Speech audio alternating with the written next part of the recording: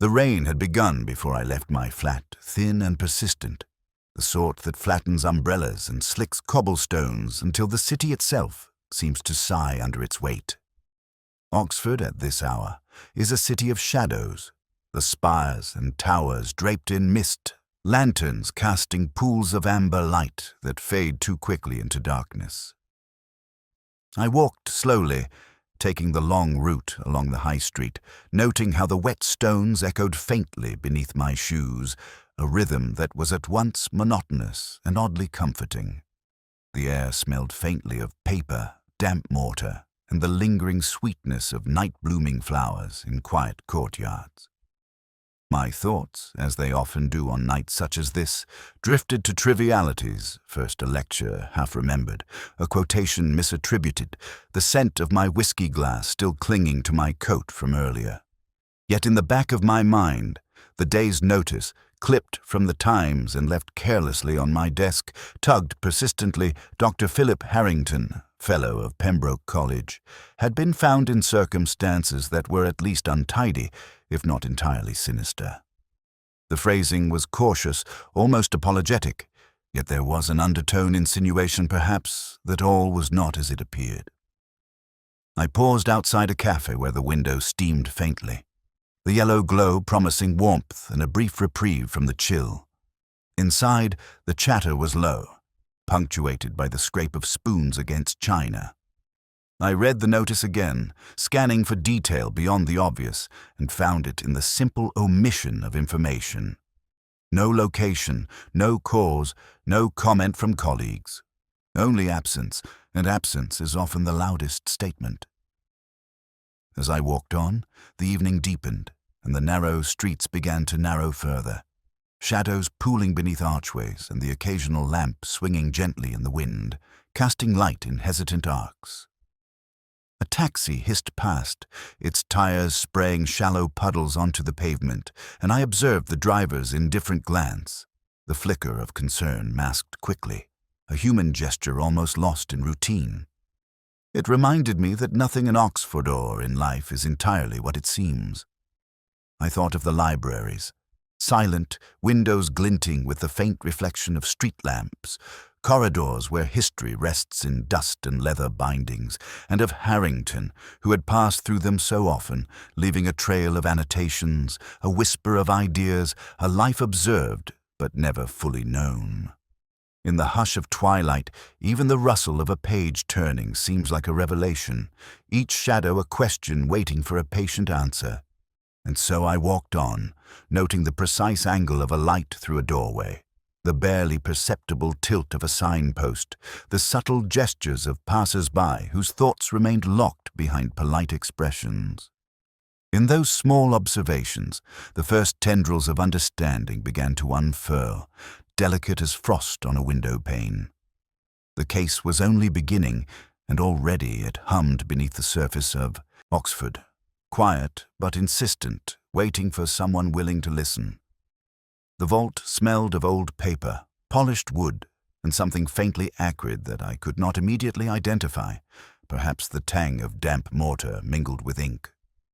I remember pausing at the threshold, the soft click of the brass lock echoing in the quiet corridor, and thinking how a place meant for preservation could also harbor secrets better left unseen. The archivist, a man whose spectacles sat perpetually on the tip of his nose, looked up with a faintly guarded expression, as though he knew the walls themselves had heirs. He mentioned Dr. Harrington had spent his last hours among these shelves, whispering to the manuscripts as if confiding in them alone. I noted the vault's dimensions, the alignment of the rows, the slight gap beneath a shelf that caught my attention so small it might have escaped the casual glance. A misfiled ledger lay open on a reading table, its ink faded, its entries precise, yet there was a discrepancy. One line, a late-night entry, bore the date of Harrington's disappearance, but the initials beside it did not correspond with his usual hand. A minor detail, almost trivial, but it pricked the mind. The archivist spoke of whispers heard by a junior scholar, a rumor of voices, faint and fleeting near the eastern wing of the vault. It might have been imagination, or perhaps a trick of the acoustics, but my attention was caught by the rhythm of the report, no more than a passing comment, lightly delivered, yet laden with implication. I watched a coil of light through a high window, illuminating dust motes that drifted like thoughts suspended between certainty and doubt. I moved along the aisles, noting every corner where shadows pooled, every edge of a shelf that caught the lantern's reflection. A manuscript protruded slightly from the rest, its cover plain, its title in a hand I did not immediately recognize. I lifted it gently and found annotations in the margins, tiny, almost imperceptible, revealing a mind wrestling with an idea no one else had yet conceived. The handwriting was familiar, yet hesitant, Harrington's perhaps, but altered as though he had been aware of observation. In a quiet moment, I reread a line in a marginal note, a reference to a poet, misquoted, yet intentionally so. The error was deliberate. It implied a hidden meaning, a cipher that would demand patience to unravel. I traced the line with my finger, aware of the gentle creak of the floorboards behind me, the distant ticking of a clock marking time with the solemnity of a monastery bell. I left the vault with a sense of tension barely acknowledged, the impression that each object, each whisper, each misaligned page was a thread in a tapestry whose pattern had yet to emerge. Outside, the rain had softened to a drizzle, the evening air cool against my face, yet the vault remained vivid in memory, a place where secrets breathed between the leather-bound volumes, waiting for eyes attuned to the slightest flicker of deviation. Even a minor discrepancy, a ledger, a margin, a whispered remark could illuminate the path ahead if only one noticed. I returned to Pembroke the following afternoon, the rain replaced by a brittle sun that cast the courtyards in sharp, angular shadows. The portraits lining the walls of the common room seemed to observe me as I passed, the oil-painted eyes of long-dead fellows reflecting an imperceptible judgment. Harrington's own portrait hung near the far end, a study in solemnity, the expression measured yet carrying a hint of reproach, as if he knew more than any living observer. I lingered before it, noting the subtle tilt of his head, the curl of a mustache that caught the light, the faint shadow beneath the eyes, and a creeping sense of unease, though I could not yet articulate why. A series of letters lay on a side table, their edges frayed, handwriting precise but variable in tone. Marginal annotations caught my eye. A misquoted line from Shelley, a cryptic remark about a forgotten scholar, and a date that did not correspond with any known event. Each line seemed to pulse with restrained meaning, a whisper from a mind on the verge of revelation or despair. I traced the pen strokes carefully, imagining Harrington leaning over his desk, absorbed in thought, perhaps troubled by a secret he could not voice aloud. The junior research assistant appeared then, carrying a bundle of folios, their eyes quick and guarded, voice polite but reserved as they explained the provenance of the manuscripts. I observed gestures that were almost imperceptible, the way the assistant's hand lingered a moment too long on a particular letter, a slight hesitation before speaking of Harrington's last evening in the library. Small things, easily overlooked, yet the sort of detail that forms the architecture of deduction. A crossword puzzle, left open on the table in a leather-bound notebook, demanded my attention. The clue read obscurely, "Frost obscures knowledge of old 6." The answer eluded me at first, yet the phrasing seemed significant, metaphorical perhaps, mirroring the obscured truths in Harrington's work. I noted the potential interplay between letters, margins, and a misdated diary entry, the possibility that intellectual rigor could conceal emotional truth, and that the simplest oversight might illuminate the hidden pattern. I glanced around the room, noting the placement of chairs, the orientation of the desk, the way sunlight fell across a stack of rare editions. Shadows pooled along the edges, caught in the folds of fabric and behind the gilt frames. There was a rhythm here, subtle but insistent, a cadence of human presence and absence, of intent masked by decorum. Even a faint sigh, a rustle of paper, a hand brushing a table's surface could betray what was unspoken. I left the common room carrying the impression that every portrait, every annotated line, every crossed clue was a thread in a delicate lattice of intellect, pride, and unvoiced desire. Oxford itself seemed to exhale, the stone and timber breathing with the weight of observation, secrecy, and quiet revelation. Each small detail flickered with significance, waiting for patience and precision to render it intelligible. And as I walked toward the quiet streets, I understood that the mind of a scholar, like the city itself, contains hidden corridors, shadows that must be traced with care, and truth that demand a quiet, attentive eye. I remember the day I began questioning those who had been close to Harrington, though the term close seemed elastic, stretched between professional courtesy and concealed resentment.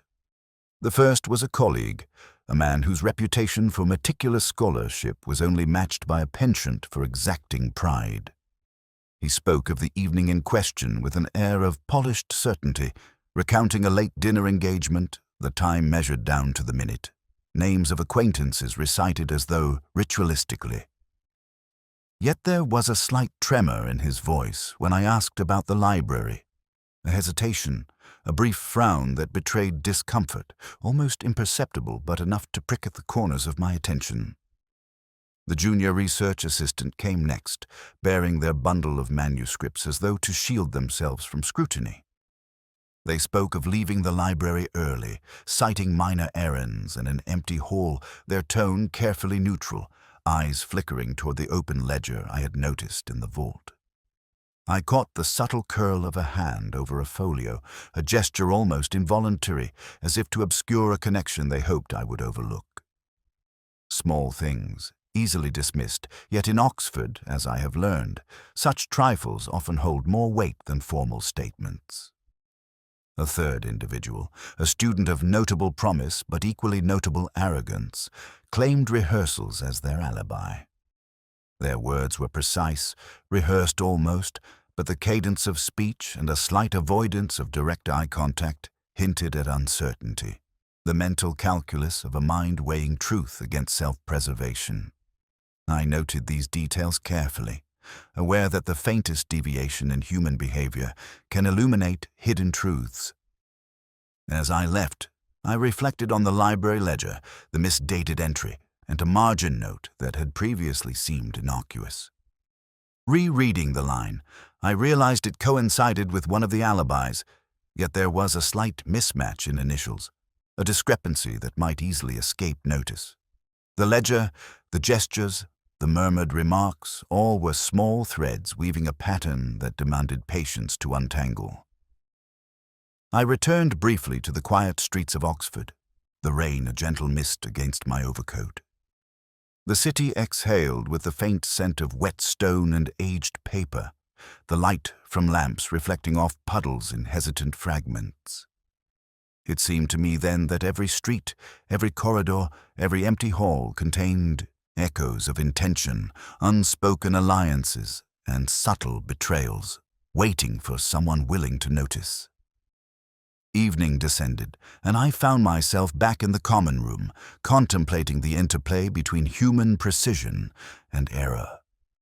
The colleagues and students I had spoken to were all intelligent, each carrying the veneer of composure, yet their smallest deviations, the half-remembered glance, the careful placement of a hand, the pause before a word spoke volumes.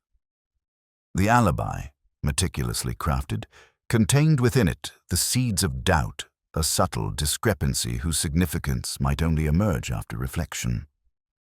I poured a measure of whiskey, listening to the soft tick of the mantel clock. In that silence, the first tendrils of understanding began to form a misalignment between action and statement, a margin note overlooked, a hesitation unremarked. The case was advancing, yet each solution brought forth further questions, each answer a prism through which uncertainty refracted. And Oxford itself seemed to hold its breath, patient and watchful, as though the city knew that nothing could be fully resolved without time and quiet attention. I returned to the archives alone the next morning, the corridors silent except for the occasional whisper of paper shifting in the stacks. The smell of old leather and damp wood was sharper now, almost tactile, as if the vault itself exhaled when no one observed. I carried with me a faint unease, a sense that Harrington's last hours had been spent not merely in study, but in confrontation with something he had long feared or desired. The manuscripts he pursued were unremarkable at first glance, bound in plain covers. Titles faded, but I knew that such appearances in Oxford often conceal what the careful eye must uncover. One manuscript, unassuming and tucked behind larger tomes, bore a subtle inscription, a cipher perhaps, hidden among the colophon and marginalia. The handwriting was deliberate, yet tremulous, a rhythm that suggested urgency and anxiety. I traced the lines with a finger, noting the slight smudge in the ink where Harrington must have paused, as if torn between revelation and discretion. There was a fragment of a diary inserted among the pages, detailing conversations with a colleague whose name I recognized, and the tone was both intimate and coded. I remembered the archivist's comment about whispers in the vault, and now the significance became clearer. The manuscript contained more than historical interest.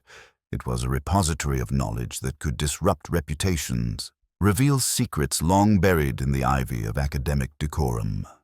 Each page exuded care, yet also a subtle warning, as if Harrington had been aware of eyes that might watch, minds ready to misinterpret, hands ready to intercept.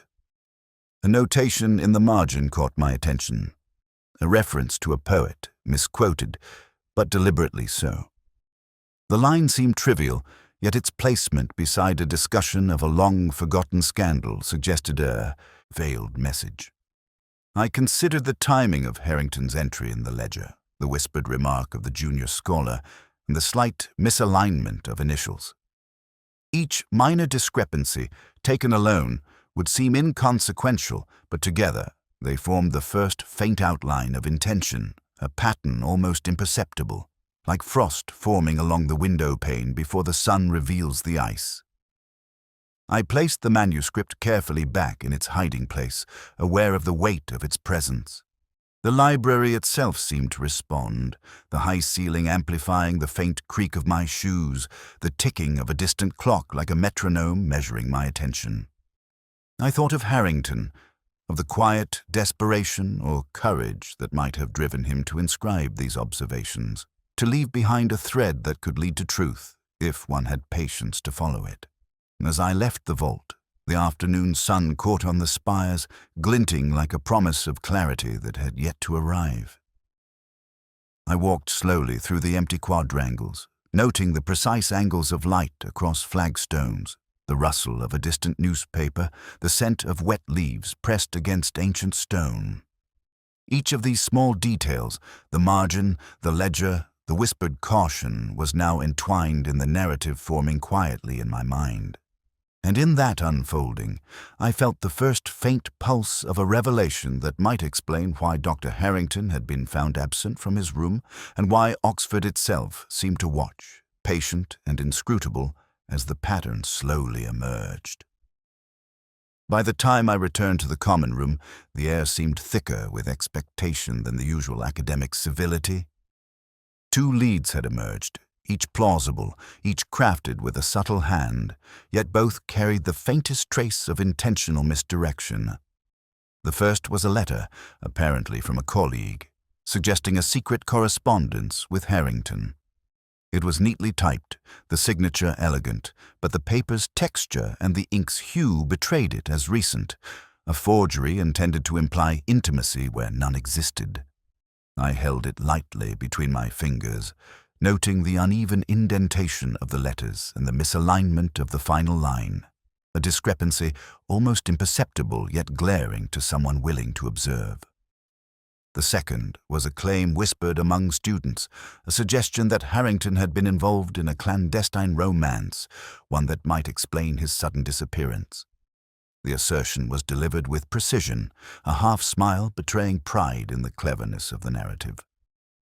I watched the speaker carefully, noting the habitual adjustment of spectacles, the subtle sway of weight from one foot to another, gestures that spoke more than the words themselves. It was plausible, intellectually satisfying, and ultimately irrelevant. Each false trail demanded my patience, a careful disentanglement from truth, the recognition that even brilliant minds are capable of orchestrated deceit. I revisited the ledger in the vault, the misdated entry still niggling at the edges of thought. Comparing it with the forged letter and the whispered claim, I saw how the discrepancies aligned almost aesthetically, like a carefully constructed puzzle intended to delight the solver without yielding insight. Yet one minor observation persisted: a small notation in the margin of a manuscript, a single word underlined faintly, almost accidentally, as if someone had wanted it noticed only by those attuned to subtlety. It was a signal that the puzzle was not what it appeared to be, a quiet nudge toward truth overshadowed by deliberate distractions. Oxford itself seemed complicit in these diversions, the quiet halls, the echoing staircases, and the muted footfalls amplifying the sense that appearances could deceive. I wandered among the portraits again, seeing the fellows' eyes as if they were accomplices, watching the careful performance of propriety, noting the cadence of speech, the measured distance of gestures, the alignment of hands and ledger alike. Even a faint sigh, a hesitant step, or a brief hesitation in conversation could carry more meaning than any document or confession. I spent the afternoon tracing these subtle cues, observing interactions, noting the precise angle of sunlight on a window frame, the crease of a forehead, the gentle tilting of a head in consideration or concealment. The red herrings were clever, almost elegant, constructed with a scholar's understanding of perception and expectation. Yet the mind grows weary when misdirection is artfully applied, and it is precisely in the moments when attention lags that truth begins to glimmer in the overlooked, the unremarked, the faintest deviation from the narrative. As dusk approached, I retreated to my room, the ledger and manuscript spread before me. The pattern was still elusive, yet the minor signals of the margin, the subtle gesture, the almost imperceptible ink smudge suggested that the false leads were themselves instructive, guiding the attentive observer toward the reality that lay patiently in shadow. And Oxford exhaled around me, a city of intellect and secret, patient and insistent, as though it knew that only the careful mind, unwilling to be deceived by elegance alone, could ever hope to discern the truth. Night had fallen when I returned to the vault, the corridors deserted, lanterns casting long, hesitant shadows across stone floors that still remembered centuries of quiet footsteps. The damp scent of leather and paper was more pungent in the still air, mingling with a faint trace of tobacco that I could not immediately place. I paused at the threshold, considering the space with the patience of someone accustomed to secrets, and the door closed behind me with a soft, final click that seemed to echo longer than reason allowed. The manuscripts lay as I had left them, yet the subtle arrangement of the folios now carried an almost conversational quality, a dialogue with the careful observer. I approached the eastern shelves, recalling the whispered voices noted by the junior scholar, the faint rhythm of repetition in the accounts of colleagues.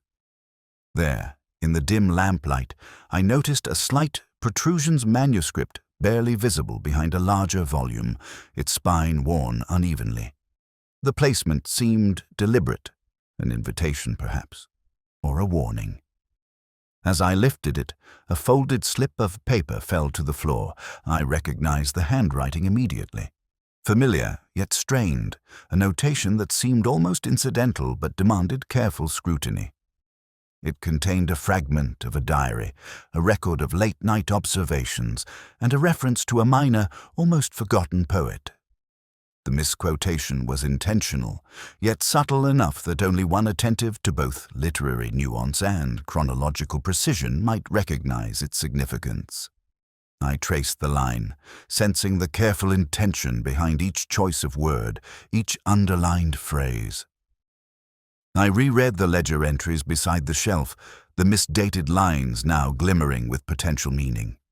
A pattern emerged, faint and tentative, the sequence of initials, the slight variance in ink, the timing of footfalls and whispers reported. It was as if Harrington had constructed a breadcrumb trail, leaving a clue in the smallest gesture, a margin note, a momentary alignment of letters and dates. The vault itself seemed to hum with quiet encouragement, urging attention to the overlooked, the almost invisible. A crossword, abandoned on the reading desk, demanded my attention. The clue read enigmatically, "Silent witness observes the forgotten 7." I paused, aware of the echo of my own breath, considering the metaphorical resonance. It suggested that truth often rests in the unnoticed, the margin, the overlooked, and the vault had provided precisely that, an environment where observation and patience could yield understanding. I walked slowly between the aisles, noting the faint imprints in dust where books had been moved, the gentle warp of wood under centuries of weight, the whisper of pages turning in the unseen hands of time. Every minor detail, each subtle misalignment, carried significance, a rhythm discernible only to the quiet mind. The vault, patient and unspeaking, offered revelation to those willing to notice, to think, to linger.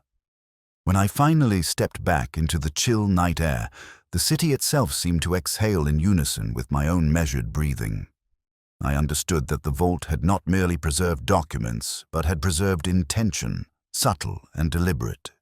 Each overlooked gesture, each minor discrepancy, was a thread leading from past to present, a signal that, if followed with patience, would eventually illuminate the path that Harrington's absence had concealed.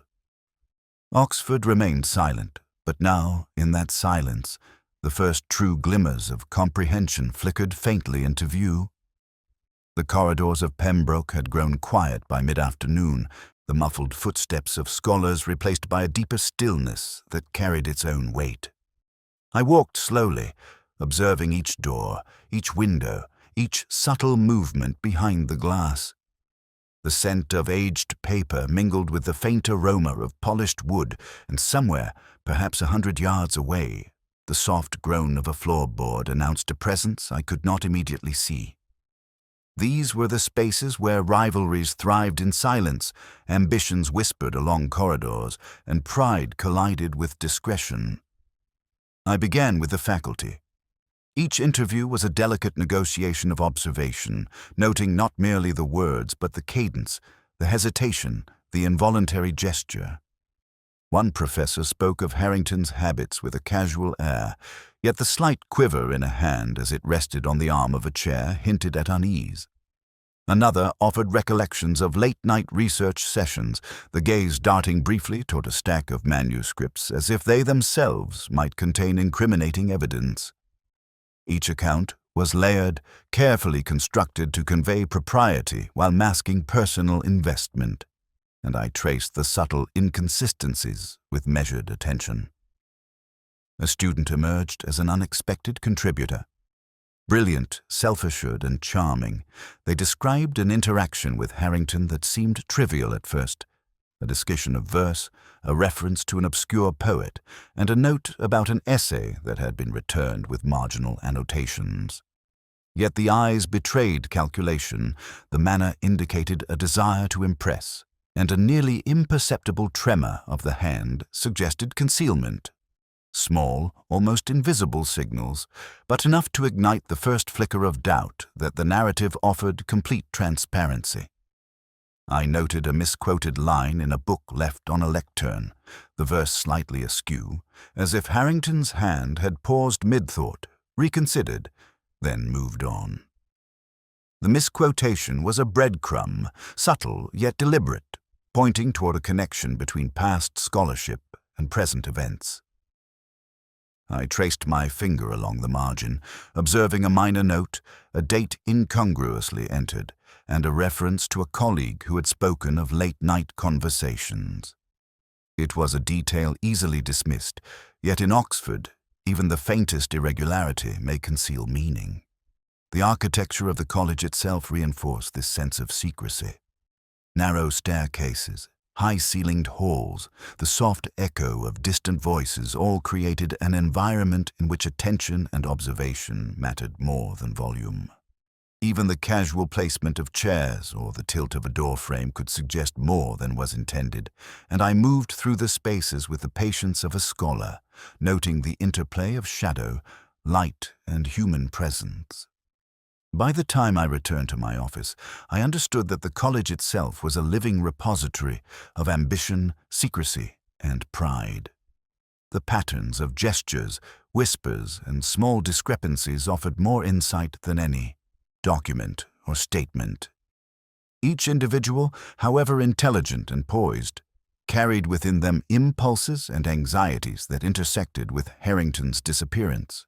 And in those intersections, faint as they were, the first threads of understanding began to weave themselves quietly into the broader tapestry, waiting for the careful mind to follow.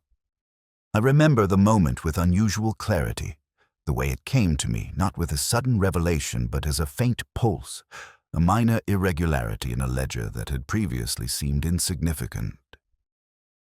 I was seated in the dim light of my study, the manuscript spread across the desk, the room steeped in the scent of paper and the faint residual tang of whiskey. A margin note, a single word underlined lightly, flickered into importance. It had been there all along, unnoticed amidst the careful documentation of dates and initials. And yet, in that moment, its meaning became undeniable. The detail itself was simply a discrepancy in the timing of a late-night entry, one that did not align with any alibi previously offered. On its own, it might have seemed trivial, a clerical oversight, but the combination of its placement, the associated notation of a colleague's initials, and the context of a manuscript annotation suggested intention. It was a breadcrumb, left for the patient observer, subtle enough to be overlooked, yet precise enough to illuminate the pattern that Harrington had left behind. I traced the line with my finger, feeling the depression of the ink against the page, recalling the sequence of visits, conversations, and observations that had brought me here. The subtle misquotation of a poet, the faint hesitation in the gestures of the junior assistant, the alignment of dates and references, all converged around this minor, almost imperceptible anomaly. And suddenly, the network of hints, the careful lattice of false leads, began to resolve into something coherent. The crossword I had examined days before resurfaced in my thoughts. Silent witness observes the forgotten. I considered the phrase anew in light of this discovery. Harrington, it seemed, had anticipated the human tendency to miss the smallest signals, to privilege the dramatic over the subtle. And in that anticipation, he had left a path for someone attentive, someone who noticed the minute, the overlooked, the marginal. I realized then that this single detail might be the key to unraveling the web of misdirection woven around his disappearance. I left the desk and wandered the quiet streets of Oxford, the spires glowing faintly in the evening light, the wet stones reflecting the lamps in hesitant fragments. Every shadow seemed pregnant with possibility, every echo of footsteps a reminder that subtlety, not force, governed the understanding of human intent. The city itself, patient and watchful, conspired with memory and observation, whispering that the truth often resides in the small, almost invisible, gestures rather than the overt or the announced. By the time I returned to Pembroke, I carried with me a sense of anticipation tempered by caution. The minor detail was now a lodestar, guiding attention through a labyrinth of evidence and half-truths. Yet I remained aware that its significance could only emerge gradually, like light seeping through stained glass, illuminating patterns previously obscured by shadow. Oxford's silence seemed to approve of my discovery, the old stones and corridors enfolding it as one more secret held patiently in their ancient embrace. In that quiet, I understood something essential. The smallest anomaly, the forgotten mark, the subtle hesitation, could, when read with care, unlock truths hidden beneath layers of intellect, pride, and carefully maintained appearances.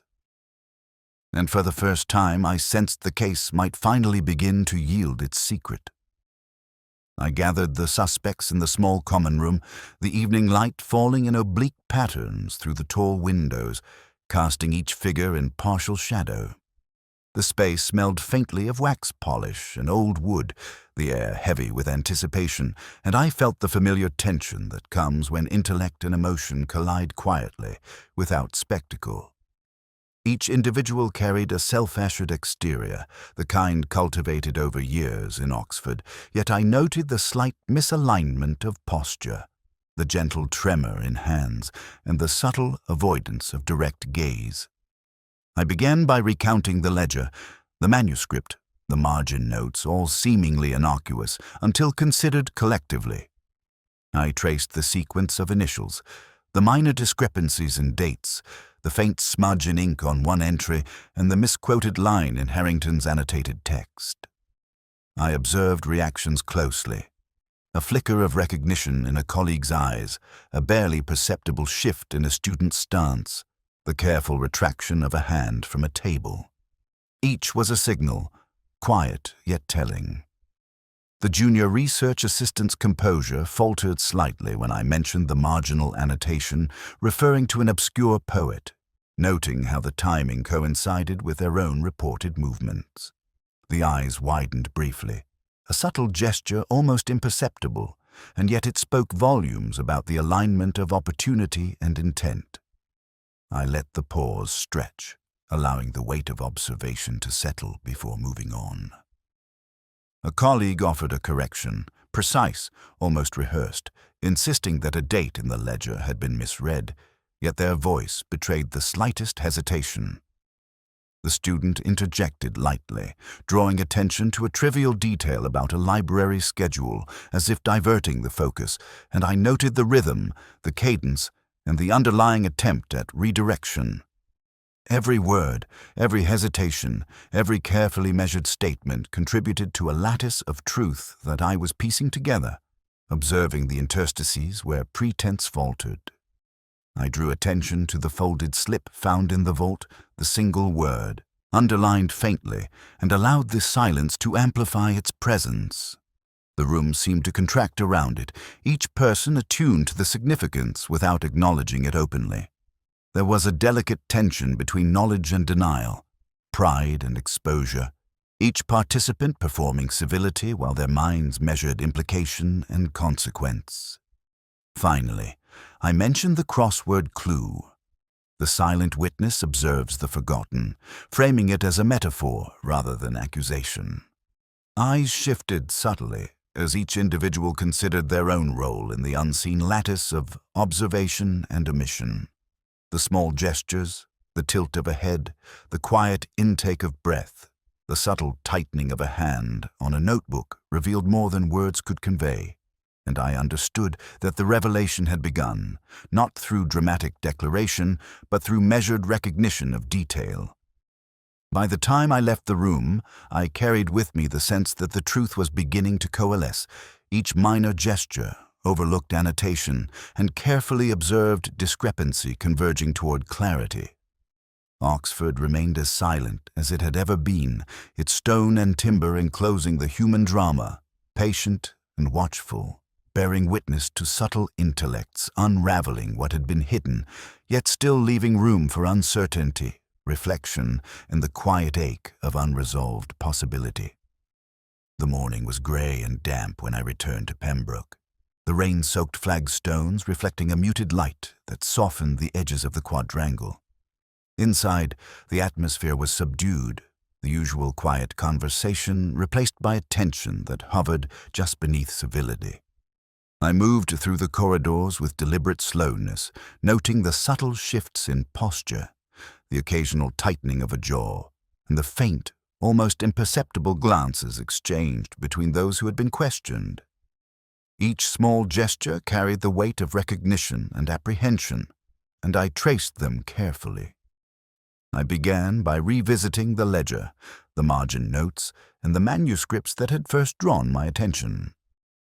The discrepancy in the timing of the late-night entry, previously a minor detail, now revealed its significance in full. It aligned precisely with the opportunity available to the individual, whose careful manipulations had previously eluded detection. The underlined word in the folded slip, the misquoted poet, the subtle hesitations during our earlier interviews, all converged to illuminate the pattern of thought, intent, and circumstance that had governed Harrington's final hours. The junior assistant, whose composure had wavered faintly during confrontation, now admitted in measured tones the chain of events that had led to Harrington's disappearance from his rooms. It was an explanation tempered by pride, anxiety, and fear of reputational harm, but it aligned perfectly with the evidence the vault, the manuscripts, and the ledger had preserved. I observed without judgment, noting how intellect and emotion had intermingled to produce acts both calculated and human, a mixture of intention and accident. I moved to the student whose earlier redirection had been clever yet transparent to patient observation. They acknowledged their role in misleading colleagues about timing and presence, explaining it with the self-consciousness of youth and ambition, a mixture of curiosity and the desire to impress.